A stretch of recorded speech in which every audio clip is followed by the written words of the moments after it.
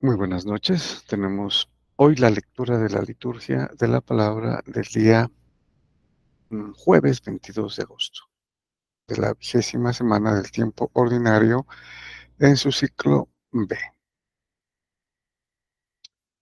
Bueno, entonces todavía no está compartido.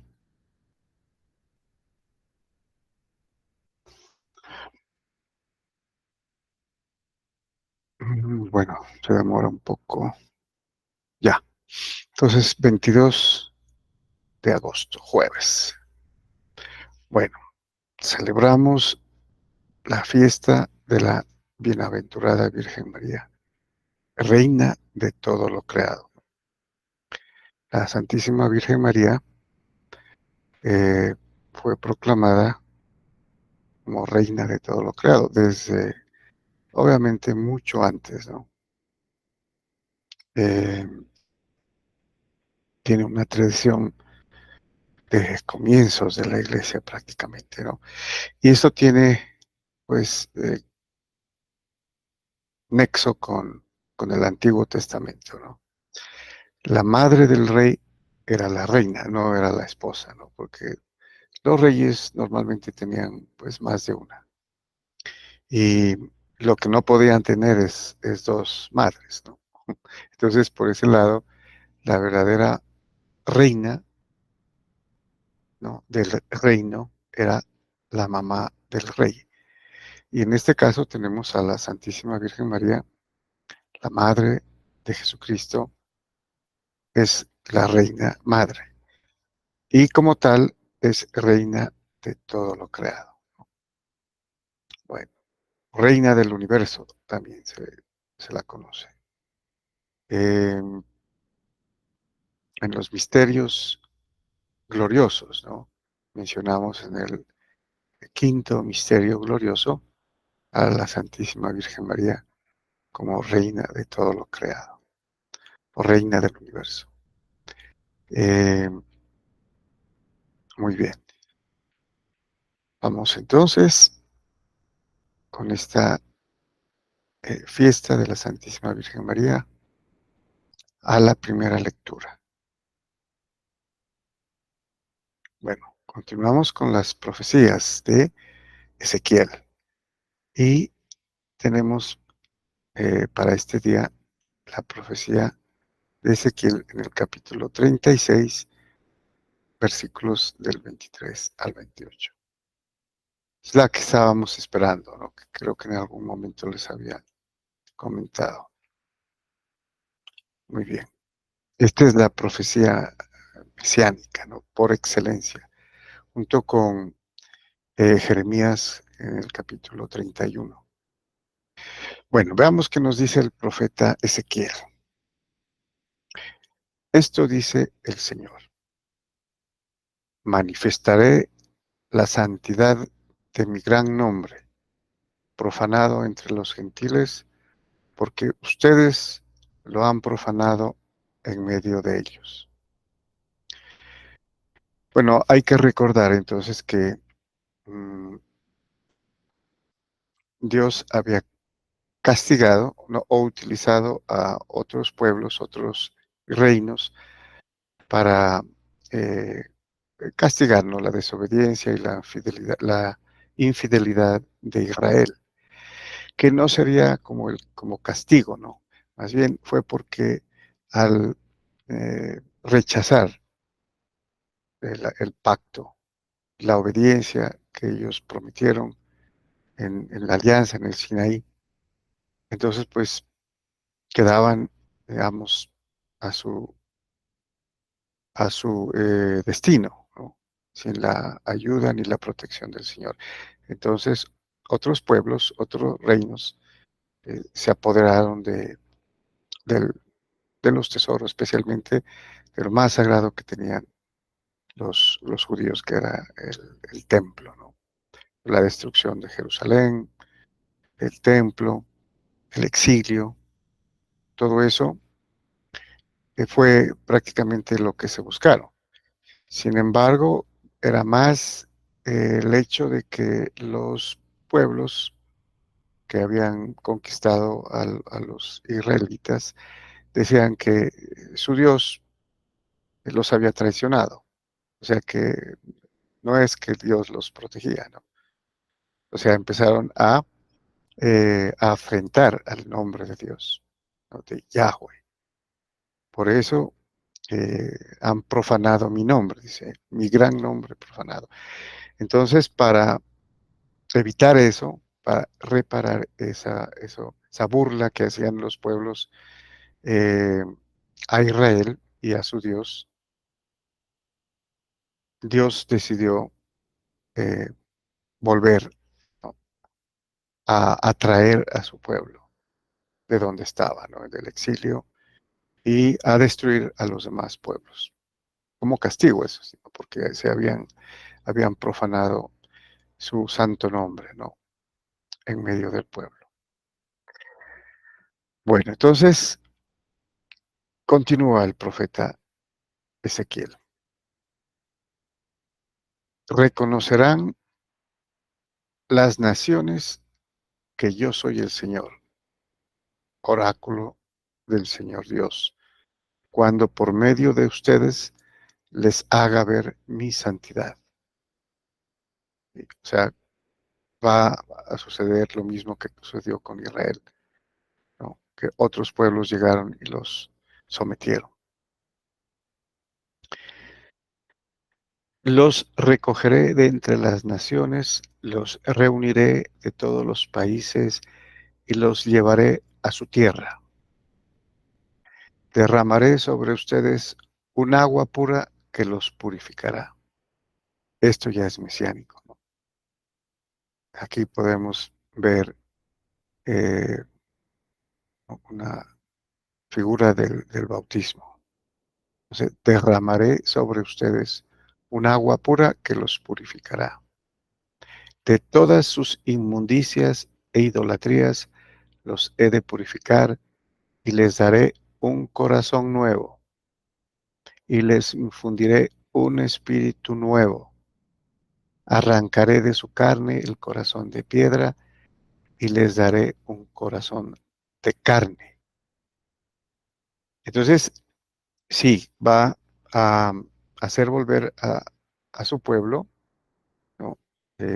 Israel y Judá, ¿no? Reconstruirán el templo, que sería el comienzo mesiánico para preparar la venida de Jesucristo. Y ya habla mesiánicamente del segundo pueblo, ¿no?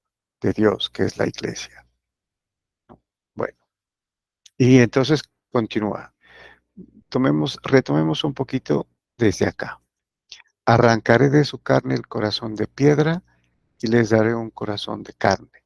Les infundiré mi espíritu. Te haré que caminen según mis preceptos y que guarden y cumplan mis mandamientos. Este ya es obviamente eh, una profecía mesiánica que va a suceder con precisamente el Espíritu Santo, ¿no? Pentecostés, aquí ya es el Nuevo Testamento, es la iglesia, que obviamente están incluidos los judíos, ¿no? Que todos los apóstoles son judíos. Y habitarán en la tierra que di a sus padres. Ustedes serán mi pueblo y yo seré su Dios. También mesiánicamente hablando, ¿no? Su iglesia, que es el cuerpo místico de Jesucristo. Muy bien. Entonces, muy similar esta profecía mesiánica a la de Jeremías, ¿no? En el capítulo 31, cuando dice, escribiré mi ley no en tablas de piedra, sino en su corazón de carne. Bueno, continuamos con el Salmo responsorial. Tenemos nuevamente el miserere, Salmo 50, versículos del 12 al 15 y del 18 al 19, que ya hemos leído, ¿no? En más de una ocasión.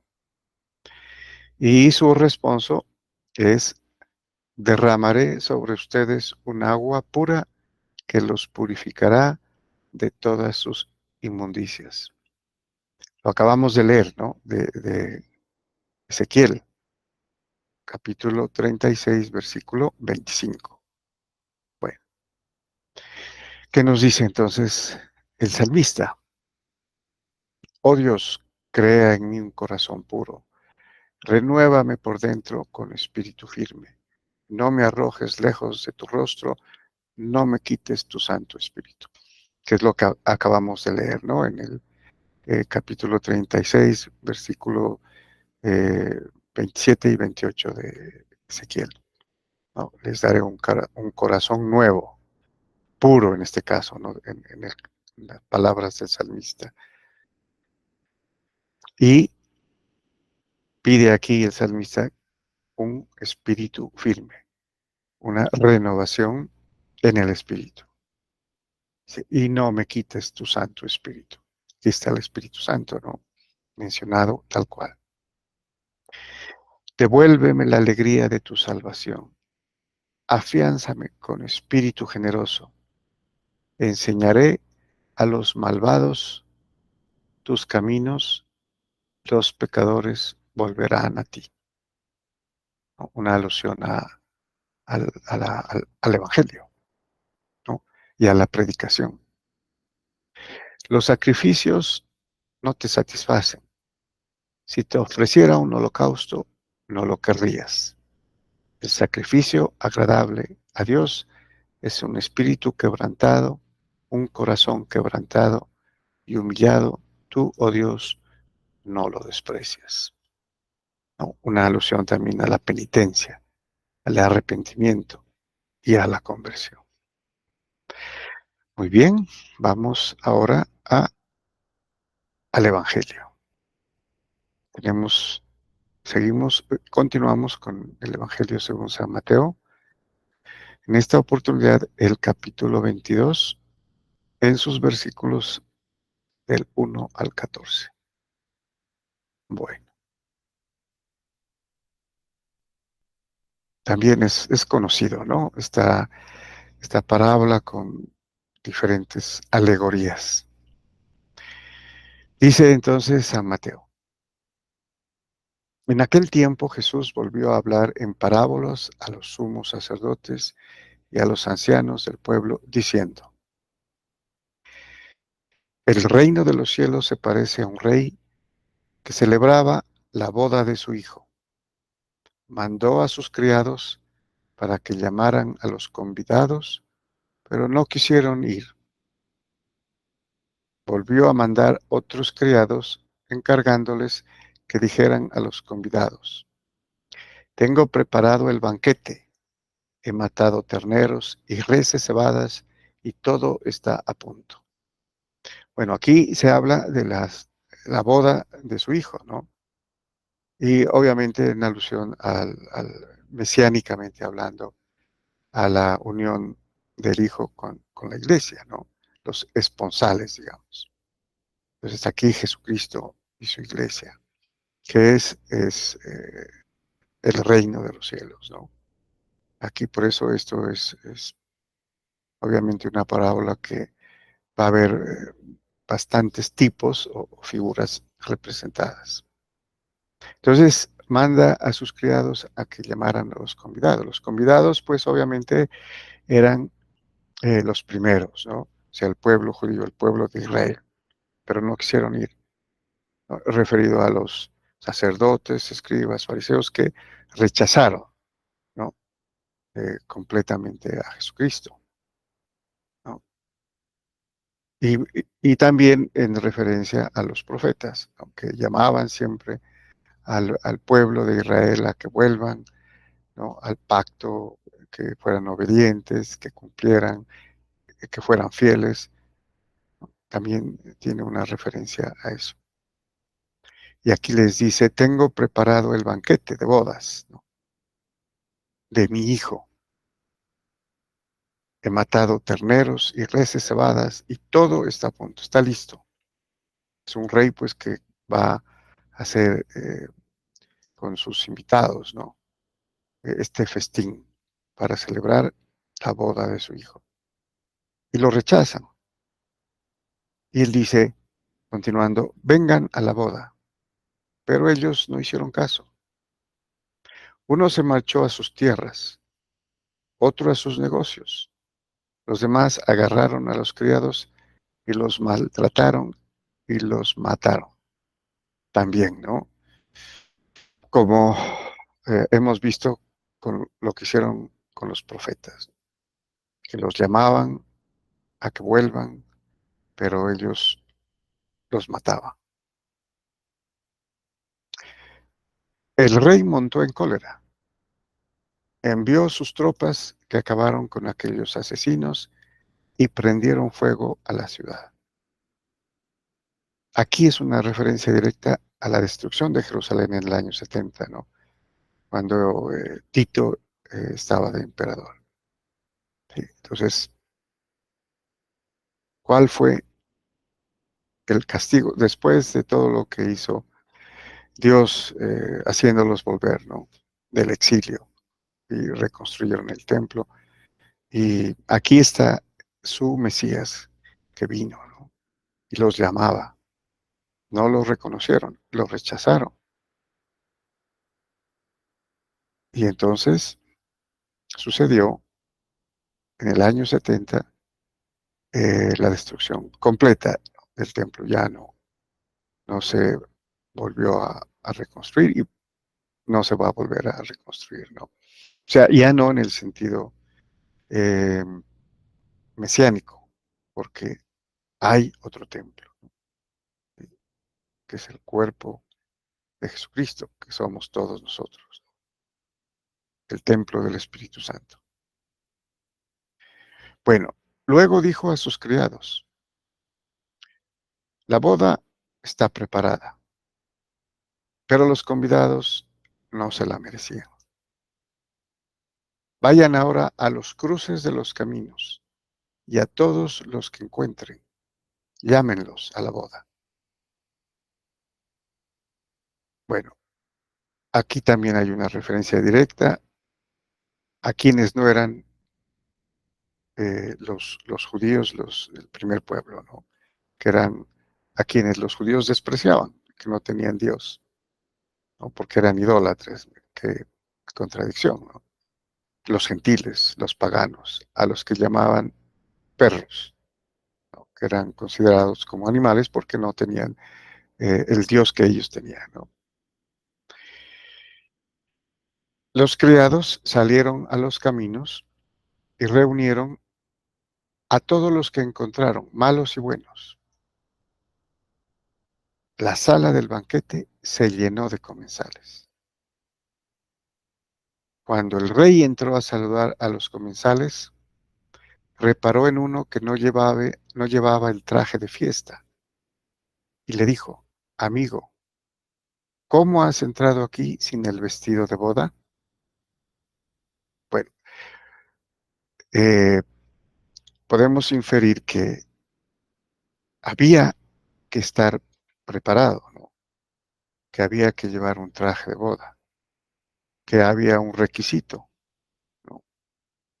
Que era estar, eh, digamos que formalmente ataviado porque era una fiesta del rey, ¿no?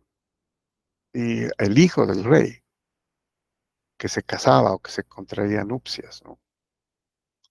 Y entonces no se podía ir de cualquier manera, tenía que ir muy bien presentado. Y probablemente en esa época también, pues las fiestas tenían que ir con un atavío especial, ¿no? No de lujo, pero sí con algún vestido eh, eh, especiales, ¿no? Acordes pues a lo que se celebraba. ¿Cuál es la alusión? La alusión directa aquí es muy probablemente, no lo digo definitivamente porque ha habido otro tipo de interpretaciones es al bautismo, ¿no? Entonces, ¿quiénes entran? Entran los gentiles, los paganos que se hacen cristianos, a través de el sacramento del bautismo. Ese fue el mandato de Jesucristo a los apóstoles, ¿no? Vayan a todos los pueblos, enseñen lo que les he dicho, y bauticen, ¿no? A todos en el nombre del Padre y del Hijo y del Espíritu Santo. Ese fue mandato, ¿no? Enseñar y bautizar para entrar en el reino de los cielos, ¿no? Y con el bautismo se perdonaban todos los pecados. Y entonces el rey se da cuenta de un comensal que estaba sin el vestido de boda, en alusión, como les digo, a la interpretación que se puede dar aquí del bautismo. Él no abrió la boca, el convidado, ¿no? El que estaba ahí. Entonces el rey dijo a los servidores: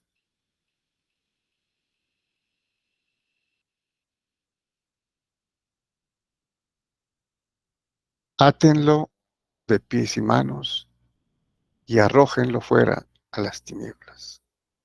Allí será el llanto y el rechinar de dientes, porque muchos son los llamados, pero pocos los elegidos. Muy bien, todos están llamados, ¿no? Digamos que todos son los que están llamados, de todas las naciones, lenguas, etnias, ¿no? Razas, pero tienen que entrar por la puerta que es el bautismo, el sacramento. Quien rechaza el bautismo, obviamente no entra, ¿no? A ser parte de la iglesia. El bautismo es la entrada a la iglesia. Y los demás sacramentos son ¿no? El alimento, el perdón, la confirmación, todo lo que nutre después de entrado, ¿no?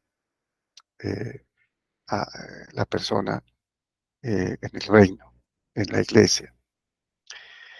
Entonces, sí, este personaje, esta persona, este convidado que entró, pero no llevaba el vestido. Además, es importante, es interesante porque en el bautismo se viste, ¿no? Con un traje, ¿sí? El niño o la persona, digamos, que está ataviado con un traje, ¿no? ¿Sí? Por eso a los niños es un traje blanco, ¿no? Eh, la pureza que refleja el lavamiento, ¿no? La renovación, el perdón del pecado original. Entonces, con mayor razón tenemos aquí una alusión directa a la entrada a la iglesia, ¿no? Para hacer parte del banquete de bodas del Cordero, del Hijo de Dios, con la iglesia. Muy bien, muchas gracias y bendiciones.